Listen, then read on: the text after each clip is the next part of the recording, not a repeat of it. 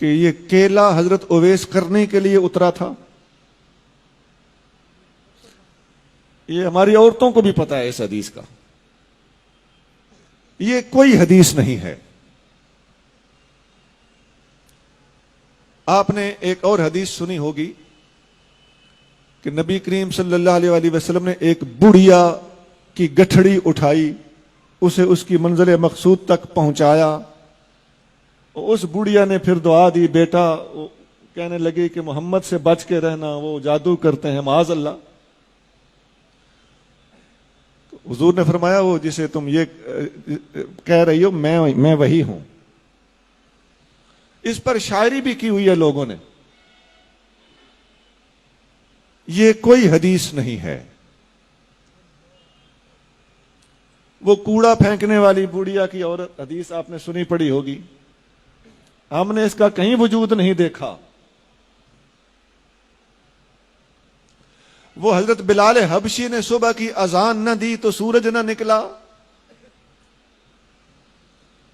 یہ سب کسی قوال کو کہیں سے ملی ہیں. ان کا کتابوں میں کہیں وجود نہیں ہے. اب بتائیے یہ غضب صرف ہمارے مسلک میں ہو رہا ہے، کوئی اور یہ بیان بھی نہیں کرتا.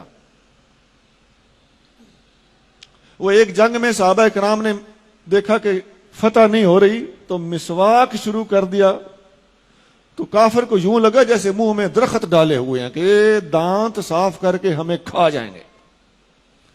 اس بات کا کہیں کوئی وجود نہیں ہے. میں نے کتنی ہی باتیں سنا دی. وہ حضور صلی اللہ علیہ وسلم کے پاس ایک بندہ بیٹا لینے آیا تو وہ آپ نے فرمایا کہ تیرے نصیب میں بیٹا نہیں ہے. باہر نکلا تو امام حسین رضی اللہ تعالیٰ عنہ کھیل رہے تھے. آپ نے فرمایا 1 2 3 4. حضور باہر تشریف لے آئے. آپ نے فرمایا حسین بس. اب اس کا کہیں کتابوں میں کوئی وجود نہیں، محققین کے ہاں اس کا کوئی وجود نہیں. اس قسم کی باتیں ہیں. کچھ اور بھی بہت ہے، میں نے کافی ساری باتیں سنا دی ہیں. ایسی ایسی حدیثیں ہمارے ہاں ہمارے اہل سنت کے حلقوں میں، خاص طور سے عوامی حلقوں میں اور خواتین میں، اور خاص طور سے یہ جو ہم الحمدللہ معجزات کرامات کے سب سے زیادہ چونکہ ماننے والے ہم ہی ہیں، ہماری اس محبت عقیدت اور صحیح العقیدگی سے ناجائز فائدہ اٹھاتے ہوئے لوگوں نے اس قسم کی باتیں بھی ہمارے اندر داخل کر دی. میں نے پوری احتیاط سے کام لیتے ہوئے کچھ باتیں بتائی ہیں. میرے ذہن میں اور بھی وہ حدیثیں ہیں جن کو حدیثیں کہا جا رہا ہے، وہ حدیثیں نہیں ہیں. اور ایسا ہے کہ اگر آپ ان کو کسی خاص طور سے کسی سٹیج پہ بیان ہو رہی ہو تو عوام کا کیا قصور؟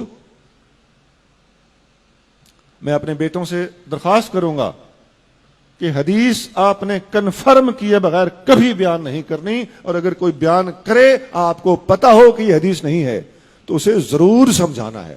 نہیں تو دین کا بہت بڑا نقصان ہو رہا ہے اور ابھی اور ہو چلا ہے.